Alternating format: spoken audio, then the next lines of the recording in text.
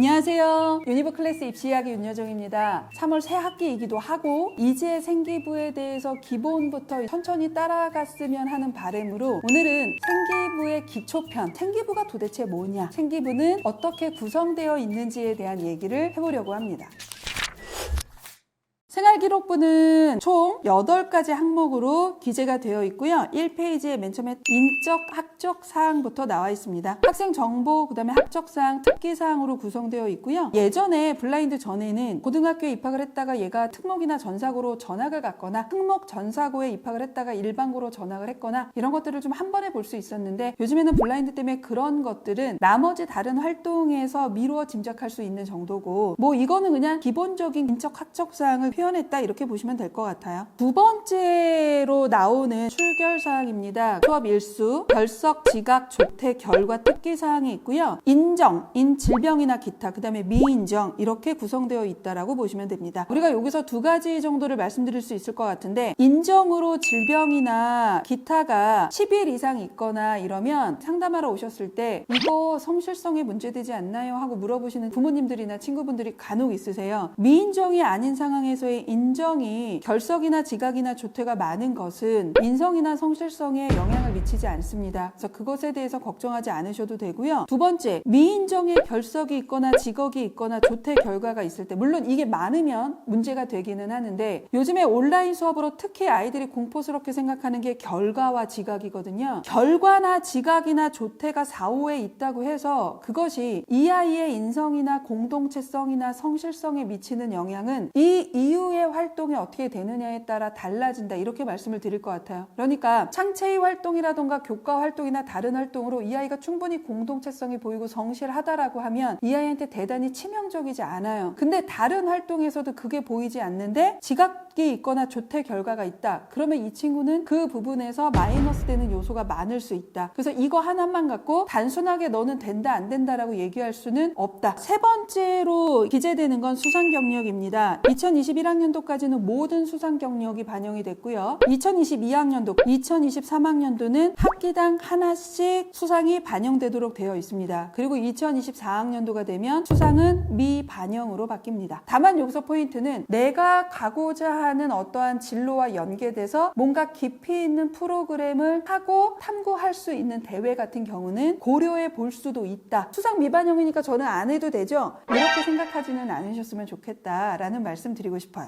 네 번째로 기재되는 건 자격증 및 인증 취득 사항입니다. 이 부분은 현재는 주로 특성화고나 마이스터고 학생들이 채우는 란이고요. 2022학년도부터 대입 자료로는 미제공됩니다. 다섯 번째로 기재되는 건 창의적 체험 활동 상황입니다. 이 창의적 체험 활동의 네 요소, 자율활동, 동아리활동, 봉사활동, 진로활동 이렇게 4개의 영역이 포함이 된 창의적 체험 활동 상황, 보통 줄여서 창체 아니면 자동봉진이라고도 합니다. 자동봉진, 창체와 수상을 우리가 합쳐서 대체적으로 이걸 비교과 활동이라고 보통 얘기를 해주고요. 비교과 활동의 아주 대표적인 것이 바로 이 창의적 체험 활동이다라고 보시면 될 것 같습니다. 우리가 첫 번째 자율활동부터 나오는데요. 자율활동은 보통 학교에서 진행하는 프로그램을 진로와 연계하여 기재되는 곳이라고 보시면 됩니다. 보통 많이 하는 게 반장, 부반장, 서기와 같은 임원을 하거나 또는 학교 단위나 반 단위로 이걸 하거나 아니면 체험학습, 그다음에 체육대회, 뭐 합창제 이런 것들을 쓰기도 하고요. 그 다음으로 많이 쓰는 게 학교 프로그램 중에 성폭력 예방교육, 자살 예방교육, 성평등교육 이런 것들이 기재되는 경우가 자율활동입니다. 실질적으로 자율활동은 이전의 일반고 같은 경우는 단순히 반장, 부반장 했어. 그다음에 성평등교육 받고 소감문 썼어. 소방안전교육 받고 소감문 썼어. 이러한 형태가 좀 많았고요. 그러나 약간 이제 고민을 하시는 학교에서는 이러한 특목 자사고의 프로그램처럼 학급 특색 활동으로 이 아이의 관심 있는 영역을 진로와 연계해서 탐구하고 그것에 대한 구체적인 활동을 서술하시는 경우가 되게 많습니다. 자, 그 다음에 창체의 두 번째 활동으로 기록이 되는 건 동아리 활동이다 이렇게 보시면 됩니다. 동아리 활동 같은 경우는 2024부터는 자율 동아리는 미반영이 되고 창 상체 동아리만 반영이 되는데, 우리가 이 동아리를 할 때 부모님들이나 학생들이 갖고 있는 선입견 중에 하나가, 내가 의대를 가면 생명 실험이나 화학 실험을 하는 실험반에 들어가지 않으면 대단히 마이너스구나, 또는 컴공을 가고 싶으면 프로그래밍을 할 수 있는 동아리를 들어가지 않으면 나는 동아리에서 심각하게 마이너스구나, 이렇게 생각하시는 경우가 있는데 실은 꼭 그렇지는 않습니다. 물론 생명이라던가 화학이라던가 의학에서 어떤 동아리에서 깊이 있는 실험을 한다 그러면 분명히 플러스적인 요소가 있지만, 그러지 않고 제가 보낸 애들 보면 댄스 동아리였는데 의대 학종 붙는 애들도 있습니다. 실질적으로 붙습니다. 분명한 건 뭐냐면, 이 동아리가 어떤 동아리든 간에 그 동아리에서 내가 어떠한 역할을 했고 어떠한 고민을 했는데 그것이 구체적으로 서술이 됐느냐가 더 중요합니다. 그래서 지금 1학년 올라가는 친구들이라면 1순위 동아리만 생각하면 안 돼요. 그것은 워낙 인기가 있을 텐데 그러면 떨어질 가능성도 있거든요. 두 번째 안, 세 번째 안, 최소한 3개 정도의 동아리는 리스트업을 하고 차선책까지 좀 생각하는 그러한 전략이 조금 필요하다. 그 다음에 이 동아리 서술에서 중요한 건, 어차피 이것은 자기 혼자 하는 활동도 있지만 기본적인 팀 프로젝트, 협업 능력이거든요. 공동체성과 더불어 그 팀 프로젝트에서 내가 어떠한 활동을 했는지 나의 역할이 구체적으로 드러나야 하고, 그 역할을 내가 스스로 얼마나 확장을 했느냐가 중요하다. 그래서 너무 그 동아리에만 목매달지 않으셔도 된다라는 말씀 드리고 싶습니다. 세 번째로 기재되는 건 봉사활동입니다. 기본적으로 봉사활동은 2023 현재 고3까지는 개인 봉사가 반영이 되지만 특기사항은 현재도 미기재되어 있는 상황이고요. 2024 학년도부터는 개인 외부 봉사활동은 미반영입니다. 그래서 봉사활동 같은 경우는 현재까지는 개인 봉사활동이 들어가기 때문에 하셔야 하는 건 맞는데, 2년 동안의 코로나 활동으로 봉사활동의 외부가 매우 제한되어 있는 상황이기 때문에 지금 내가 부족하다고 이거를 어거지로 외부 봉사활동을 잡고 그러실 필요는 저는 개인적으로 없다라고 봅니다. 고1, 고2, 고3을 합쳐서 개인 봉사에 지속적인 게 없다 손 치더라도 한 40시간을 넘어간다면 굳이 너무 걱정하지 말고 다른 요소로서 공동체성이나 인성을 보여주면 된다. 그래서 너무 억지로 시간을 늘리려고 하지는 않으셨으면 좋겠다. 진로활동은 보통 본인이 희망하는 분야에 관련된 보고서나 활동들이 기입이 됩니다. 진로활동 중에 제발 부탁 이건데, 진로 적성 검사한 것만 써져 있는 진로활동 학교 정말 많습니다. 제발 이거 좀 빼주시기 바라고요. 그래서 제발 이 MBTI 성격 유형으로 내가 이러한 진로에 잘 맞는다, 이런 거 어필하실 이유 없습니다. 그래서 이 MBTI로만 250자 이상 쓰시는 학교 있습니다. 하지 마셨으면 좋겠고요. 보통 직업 체험을 하거나 또는 전문가 초청 프로그램을 많이 하는데 성실하게 이수한 걸로 끝나는 거 70% 이상입니다. 이렇게 기술되어 있는 진로활동 700자라면 없는 것과 똑같다라는 거 정말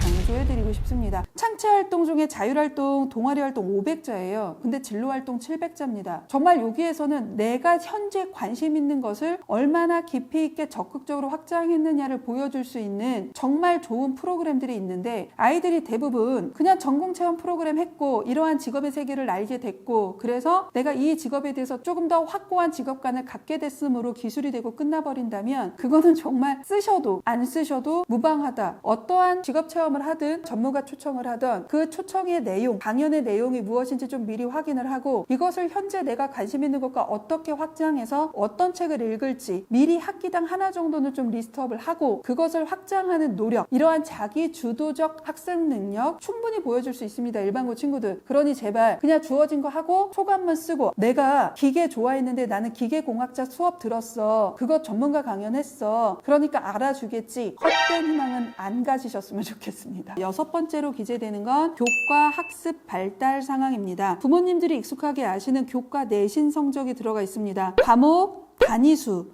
원점수, 과목 평균, 표준 편차, 평치도, 수강자 수, 석차 등급이 모두 다 기재되는 교과 내신 등급과 그다음에 세부 능력 및 특기사항, 그래서 이걸 줄여서 교세특이라고도 하고 조금 더 단순하게 줄여서 세부 능력 및 특기사항을 줄여서 세특이라고도 합니다. 교과 학습 발달 상황이 보통 우리가 교과 활동이라고 부르는 영역이 바로 이 부분이다 라고 보시면 될 것 같습니다. 교과별 세부 능력 및 특기사항은 각 과목별 담당 선생님이 기록을 해 주시는 것이고 그 서술의 권한은 선생님에게 있습니다. 기본적으로 우리 일반고의 80% 이상의 학종을 쓰겠다라고 저한테 컨설팅을 하러 오는 친구들을 보면 이 과목에서 그렇게 얘기하는 거예요. 수학 수업 시간에 적극적이고 성실하게 참여하면서 집중력이 매우 높은 학생임, 한 가지의 개념을 다양하게 해석해보고 적용해보는 학생임, 그래서 그 능력이 매우 우수한 학생임, 이렇게 평가가 80% 이상인 채특을 갖고 있는 친구들이 솔직히 좀 많습니다. 중요한 건 뭐냐면 이 아이가 얼마나 다양한 상황에 적용할 수 있는 적용력이 뛰어난 학생이라면 그 구체적인 예를 들어서 설명해 주셔야 돼요. 그래서 이 아이는 우수한 학생이다라는 평가를 내려주시면 그 교사의 평가는 매우 의미 있는 평가가 될 수 있지만 그러한 아이의 활동이 기재되지 않는 상태에서 집중력이 높은 학생임, 우수한 학생임, 성실한 학생임으로 끝난다면 그 교사의 평가는 있으나 마나한 평가다. 채특은 선생님들이 써주시는 거기 때문에 선생님의 평가는 매우 중요한 것은 분명하지만 그 선생님의 언어와 선생님의 평가만 있는 것을 문제라고 얘기를 한다. 제발 이 아이가 우수하다면 어떤 면에서 어떠한 근거로 우수한지 그 근거와 활동을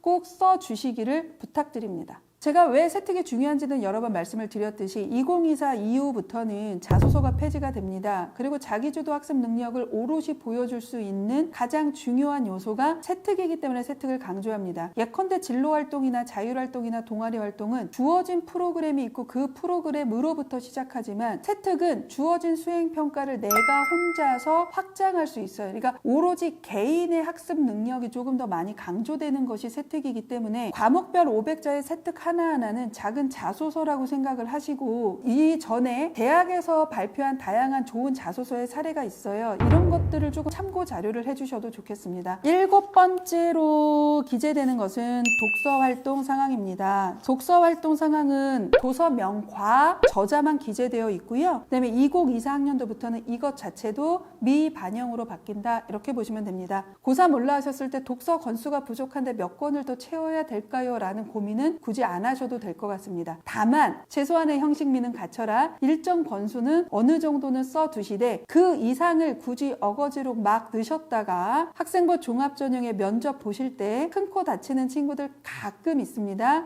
그러니 너무 무리하지 않으셨으면 좋겠습니다. 마지막으로 기록되는 8번째죠. 행동특성 및 종합의견이라고 합니다. 저희가 이거 보통 줄여서 그냥 행특 이렇게 표현을 하는데 행동특성 및 종합의견이라고 하고요. 담임선생님이 이 친구를 1년 동안 관찰을 하고 이 친구의 인성이나 학업에 대한 태도 이런 것들을 기록해주는 종합적인 평가라고 봐두시면 될 것 같습니다. 이전에는 행특도 있었고 교사 추천서도 있었기 때문에 행특이 조금 부족하더라도 교사 추천서로 뭔가를 보완하는 경우도 있었지만 이제 모든 대학의 교사 추천서가 폐지가 된 상황이기 때문에 행특 이거 하나가 예전의 행특과 교사 추천서를 합친 만큼의 비중이다. 그래서 매우 중요합니다. 절대 소홀히 안 해주셨으면 좋겠습니다. 행특은 담임선생님 고유의 권한입니다. 담임선생님이 관찰하시고 담임선생님이 평가를 해주시는 거기 때문에 누가 개입을 하거나 그러지는 않습니다. 이 아이의 공동체성, 성실성,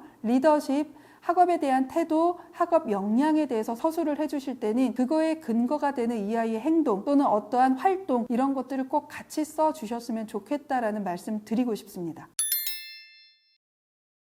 저는 생기부에서 가장 중요한 건 우리 아이가 갖고자 하는 진로와 관련된 교과목의 깊이, 그 과목 자체의 깊이 이것을 일단 우선적으로 채우시는 것을 말씀드리고 싶습니다. 그리고 마지막으로 제가 이 8항목 중에서도 가장 중요하고 저는 가중치를 50% 이상 둔다라고 말씀드리는 게 세특이었어요. 이제 줄임말 쓰셔도 이해되시죠? 이 세특에 대해서는 조금 더 깊이 있는 얘기를 해보고 싶습니다. 그래서 내일 있을 입시 설명회 라이브를 준비했고요. 이 입시 설명회 라이브에서 어떻게 쓰여진 세특이 좋은지, 어떤 세특이 정확하지 않고 개념이 추상적인지, 그럼 앞으로 어떻게 써야 하는지 이러한 얘기에 대해서 한번 해보려고 합니다.